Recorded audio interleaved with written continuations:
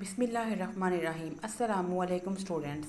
तो आज हम जिस प्रैक्टिकल को डिस्कस करेंगे वो है estimation of manganese two using EDTA. हम ईडीटीए को यूज़ करके किसकी एस्टिमेशन करेंगे? मैंगनीज की। हमने मैंगनीज की एस्टिमेशन करनी है यूजिंग ईडीटीए।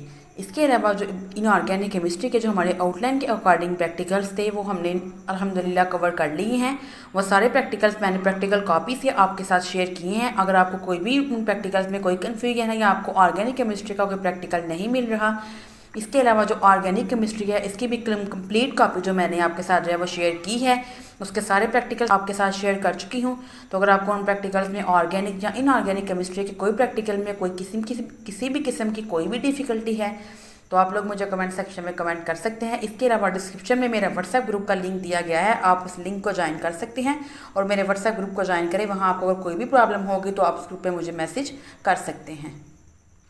इसके बाद स्टूडेंट्स देखिए, नेक्स्ट हमारे पास प्रैक्टिकल है estimation of manganese 2 by using EDTA. हमने मैंगनीज 2 जो हमारे पास है इसको भी हमने एस्टिमेट करना है ईडीटीए को यूज़ करके। तो इसका हम सिंपल प्रोसीजर देख लेते हैं। Take 25 centimetre cube of sample solution. हमने 25 सेंटीमीटर क्यूब सैम्पल सोल्यूशन लेना है, उसमें हमने ऐड करना है 0.5 gram of hydroxylamine hydrochloride and 3 centimetre cube of triethylamine. इसके बाद देखें डाइल्यूट करना है आप इसको 100 सेंटीमीटर क्यूब डिस्टिल्ड वाटर के साथ and bring pH 10 by oxidation by addition of pH solution buffer solution. आपने क्या करना है, उसकी pH को 10 तक लेके जाना है उसमें बफर सोल्यूशन को ऐड करके। उसके बाद देखें triethanolamine prevents the precipitating of Mn into OH twice. जो आप उसमें ऐड करेंगे ट्राई एथानोल अमाइन वो प्रिवेंट करेगा प्रेसिपिटेट होने से by alkaline buffer amine and hydroxylamine hydrochloride prevents its oxidation.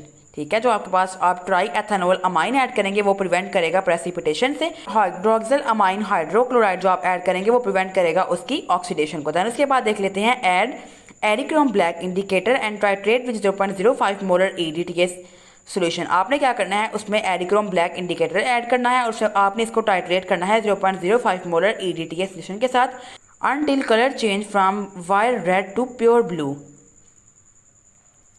आपने तब तक उसकी टाइट्रेशन करते रहना है जब तक आपके पास जो कलर चेंज है वो वायर रेड से प्योर ब्लू कलर नहीं हो जाता। इसके बाद देखें तो आपके पास क्या आएगा कि अगर आप 1 सेंटीमीटर क्यूब 0.05 मोलर ईडीटीए लेंगे तो उसमें आपके पास जो Mn+2 आयन्स है वो कितने आए हैं 2.747 मिलीग्राम। आपके पास कितने आए हैं Mn+2 आयन्स। तो ये आप इसको रिजल्ट में अपने में लिख सकते हैं कि हमारे पास जो 1 सेंटीमीटर क्यूब है 0.05 मोलर ईडीटीए का सोल्यूशन 1 सेंटीमीटर क्यूब, उसमें हमारे पास 2.747 मिलीग्राम जो है वो Mn+2 आयन्स जो है वो हमारे पास आए हैं।